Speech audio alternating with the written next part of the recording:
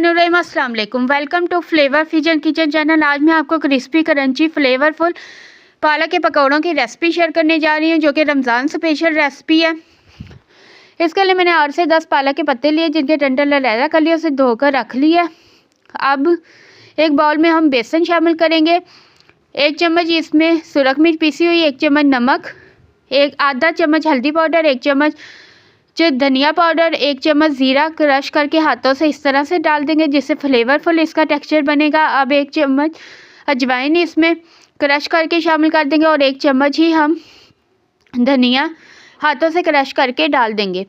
अब इसे थोड़ा पानी डालकर मिक्स करते जाएंगे ताकि इसमें कोई लम्स ना रहे। अब इसमें हम धनिया शामिल कर देंगे मुट्ठी भर, और साथ में 2 चम्मच चावलों का आटा शामिल कर लें या फिर मैदा शामिल कर लें। अब इसे अच्छी तरह मिक्स करके थिक सा बैटर रेडी कर लेंगे। इतना थिक होना चाहिए कि पत्तों पर सही से अप्लाई हो जाए। अब पालक के पत्ते लेंगे और उन पे इस तरह से बैटर को अप्लाई कर देंगे। घी को गर्म करेंगे और उसमें डाल देंगे। घी का सही से गर्म होना ज़रूरी है ताकि ये क्रिस्पी क्रंची बने। देखिए, अब हमारे पालक के पकौड़े रेडी हैं।